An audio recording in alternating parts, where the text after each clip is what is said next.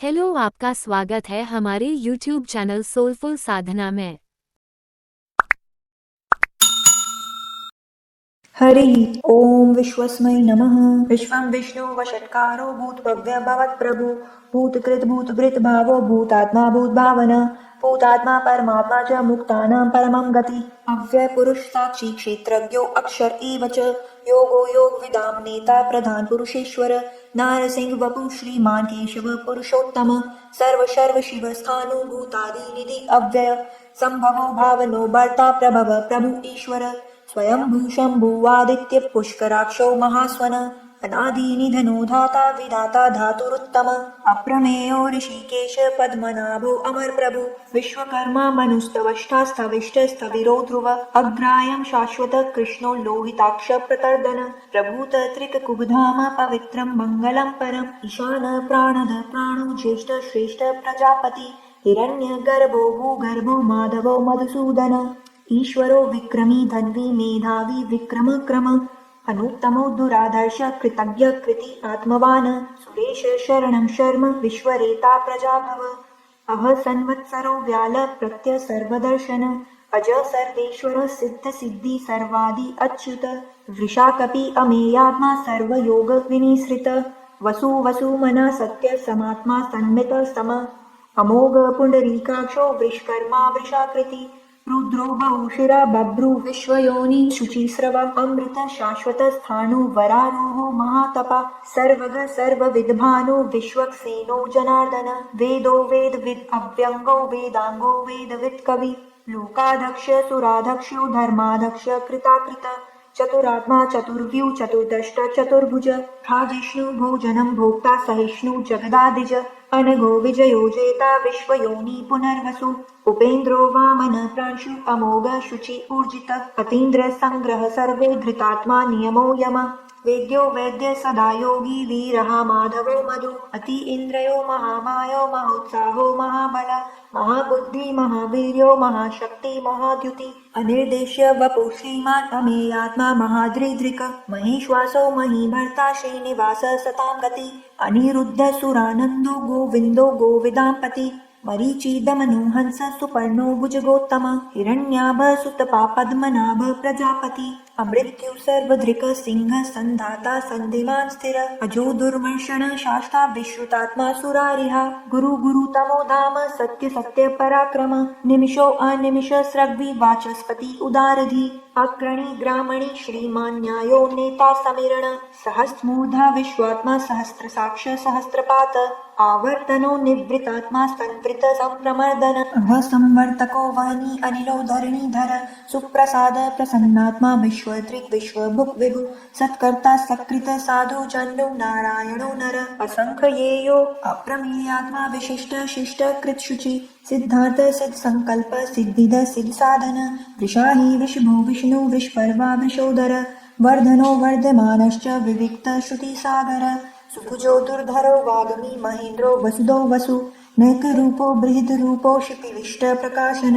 ऊज तेजो द्युतिधर प्रकाश आत्मा प्रतापन रिद्ध स्पष्टाक्षरो मंत्र चंद्रांशु भास्कर द्युति अमृतांशु भूत्वो भानु शशबिंदु सुरेश्वर औषधं जगत सेतु सत्य धर्म पराक्रम भूत भव्य भवत्नाथ पवन पावनो अनल कामः कामकृत् कांत काम कामप्रद प्रभु युगादिकृत युगावर्तो नैकमायो महाशन अदृश्यो व्यक्तरूपश्च सहस्रजित् अनन्तजित् इष्टो विशिष्ट शिष्टेष्ट शिखण्डी नवशो वृष क्रोधः क्रोधकृत् कर्ता विश्वबाहु महीधर अच्युत प्रथित प्राण प्राणदो वासवानुज अपाम निधिरधिष्ठानम् अप्रमत्त प्रतिष्ठत स्कंद स्कंधरो दुर्यो वर्गो वायुवाहन वासुदेवो बृहद्भानु आदिदेव पुरंदर अशोक तारण तार शूर शौरी जनेश्वर अनुकूल शतावर्त पद्मी पद्मिनी भेक्षण पद्मनाभो अरविंदाक्ष पद्मगर्भ शरीरभृत महर्दि रिद्धो वृद्धात्मा महाक्षो गरुड़ध्वज अतुल्य शरभो भीम समज्ञो हविर्हरि सर्वलक्षण लक्षण्यो लक्ष्मीवान् समितिञ्जय विक्षरो रोहितो मार्गो हेतु दामोदर सह महीधरो महाभागो वेगवान् अमिताशन उद्भव क्षोभणो देव श्रीगर्भ परमेश्वर करणं कारणं कर्ता विकर्ता गहनो गुह व्यवसायो व्यवस्थान संस्थान स्थानदो ध्रुव पररद्धि परं स्पष्ट तुष्ट पुष्ट सुभीक्षण रामो विरामो विरज मार्गो नीयो नयो अनय वीर शक्ति मतां श्रेष्ठ धर्मो धर्म विद्युतं वैकुंठ पुरुष प्राण प्राणद प्रणव पृथु हिरण्यगर्भ शत्रुघ्नो व्याप्तो वायुर्धौक्षज ऋतु सुदर्शन काल परमेष्टि परिग्रह उग्र संवत्सरो दक्षो विश्रामो विश्वदक्षिण विस्तार स्थावर स्थाणु प्रमाणं बीजं व्ययम् अर्थो अनर्थो महाकेशो महाभोगो महाधन अनिर्विण्णन स्थविष्टो अमूर्धर्म यूपो महामख नक्षत्रनेमि नक्षत्री क्षम क्षाम समीहन यज्ञ इज्यो महीज्यश्च क्रतु सत्रं सतां गति सर्वदर्शी विमुक्तात्मा सर्वज्ञो ज्ञानमुत्तमम् सुव्रत सुमुख सुक्षम सुघोष सुखद सुहृत मनोहरो जित्क्रोधो वीर बाहुर्विदारण स्वापन स्ववशो व्यापी नैकात्मा नैक कर्मकृत् वत्सरो वत्सलो वत्सी रत्नगर्भो धनेश्वर धर्मगुप्त धर्मकृत् धर्मी सत्सतक्षरम् अक्षरम् अविज्ञाता सहस्रांशु विधाता कृतलक्षण गप्स्तिनेमि सत्वस्त सिंहो भूत महेश्वर आदिदेवो महादेवो देवेशो देवभृद् गुरु उत्तरो गोपतिर्गोप्ता ज्ञानगम्य पुरातन शरीरभूत भृवदोक्ता कपीन्द्रो भूरिदक्षिण सोमपो अमृतप सोम पुरुजित पुरुषोत्तम विनयो जय सत्यसन्धो दाशारः सात्वतां पति जीवो विनयिता साक्षी मुकुन्दो अमित विक्रम अम्भोन्धीरनं तात्मा ममोदधीशयो अन्तक अजो महार्ह स्वाभाव्यो जिता मित्र प्रमोदन आनन्दो नन्दनो नन्द सत्यधर्मा त्रिविक्रम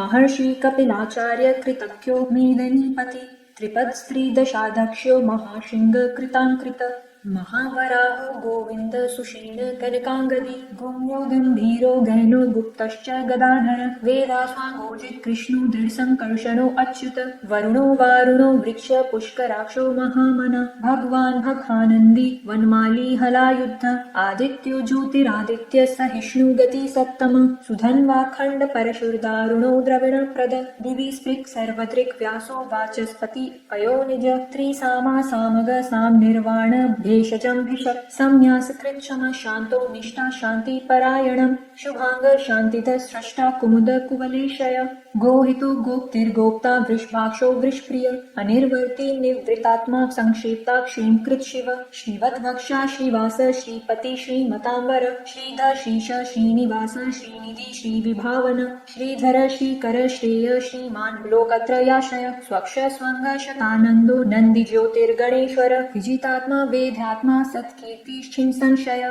उदीर्ण सर्वत चक्षुरनीश शाश्वत स्थिर भूषयो भूषणो भूतिर्विशोक्षोकनाशन अर्चिष्मानर्चित कुंभो विशुद्धात्मा विशोधन अनिरुद्धो प्रतिरत प्रद्युम्नो मित विक्रम कालनेमिनीहा वीर शौरी शूरजनेश्वर त्रिलोकात्मा त्रिलोकेश केशव केशिहा हरि कामदेव कामपाल कामी कांत कृतागम अनेदेश्य वपुर्विष्णु वीरो अनंतो धनंजय ब्रह्मण्यो ब्रह्मकृत् ब्रह्म ब्रह्म ब्रह्मविवर्धन ब्रह्मविद् ब्राह्मणो ब्रह्मी ब्रह्मज्ञो ब्राह्मण प्रिय महाक्रमो महाकर्मा महातेजा महोरग महाक्रतुर्महायज्वा महायज्ञो महाहवि स्तव्य स्तवप्रिय स्त्रोत स्तुति स्तोतारण प्रिय पूर्ण पूरयिता पुण्य पुण्यकीर्तिरनामय मनोजवस्तीर्थकरो वसुरेता वसुप्रदो वासुदेवो वसुर्वसुमना हवि सद्गति सत्कृति सत्ता सद्भूति सत्परायण शूरसेनो युधश्रेष्ठ सन्निवास सुयामुन भूतावासो वासुदेव सर्वासु नीलयो अनिल दर्पहा दर्पदो दृप्तो दुर्धरो अथा पराजित विश्वमूर्ति महामूर्ति दीप्तमूर्ति अमूर्तिमान् अनेकमूर्ति व्यक्त शतमूर्ति शतानन एको नैको सवक किं यत्तत्पद्मनुत्तमम् लोकबन्धु लोकनाथो माधवो भक्तवत्सल सुवर्णो वर्णो हेमांगो वरांग चन्दनांगदी वीरः विषम शून्यो घृताशीर चलश्चल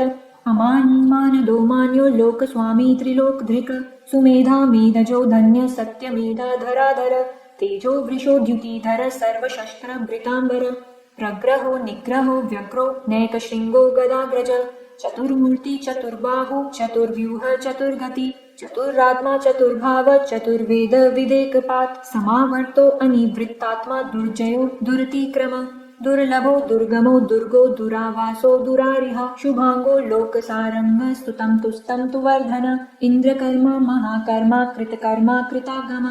उद्भव सुंदर सुंदो रत्ननाभ सुलोचन अर्को वाजसन श्रृंगी जयंत सर्वविजयी सुवर्ण बिंदु रक्षोभ्य सर्ववागीश्वरेश्वर महाहंदो महागर्तो महाभूतो महानिद कूद कुंदर कुंद पर्जन्य पावनो अनिल अमृतांशो अमृत वपो सर्वज्ञ सर्वतोमुख सुलभ सुव्रत सिद्ध शत्रु जिच्छतु त्रापन न्याग्रोधो औदुंबरो अश्वत्थ चाणुरान्द्रीणीषूदन सहस्राची सप्तजीव सप्तौधा सप्तवाहन अमूर्तिर्नभो अचिन्त्यो भयकृत् भयनाशन अणुबृहत् कृशस्थूलो गुणभृन्निर्गुणो महान् अधृत स्वधृत स्वास्य प्राग्वंशो वंशवर्धन भारभृत् कथितो योगी योगीश सर्वकामद आश्रम शमन क्षाम सुपर्णो वायुवाहन धनुर्धरो धनुर्वेदी दंडो दमयिता दम अपराजित सर्वसहो नियंता नियमो यम सत्ववान सात्विक सत्य सत्य धर्म परायण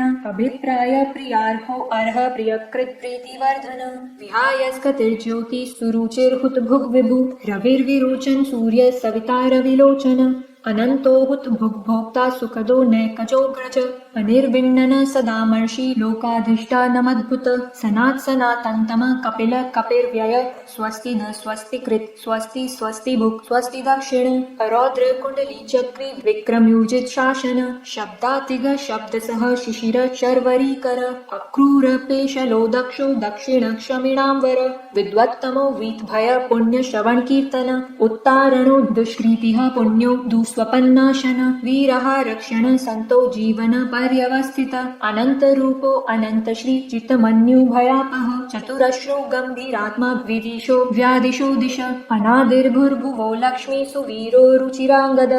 जनन्नो जन्मादि भीमो भीम पराक्रम आधार नील्यो धाता पुष्पहास प्रजागर उद्वर्ग सत्पथाचार प्राणद प्रणवपण प्रमाणं प्राणनीलय प्राणभृत् प्राणजीवन तत्त्वं तत्त्वविदेकात्मा जन्म मृत्यु जरातिग भूर्भव स्वस्तरुस्तार सविता प्रपितामह यज्ञो यज्ञपतिर्यज्वा यज्ञांगो यज्ञवाहन यज्ञभृत् यज्ञकृत् यज्ञी यज्ञभुक् यज्ञसाधन यज्ञान्तकृत् यज्ञगुण्य मन्न मन्नाद एव च आत्मयोनि स्वयं जातो वैखान सामगायन देवकी नंदन सृष्टा क्षितीश पापनाशन शंखभृन्न नंदकी चक्री शांकधन्वा गदाधर रथांगपाणि रक्षोभ्य सर्वप्रहरणायुध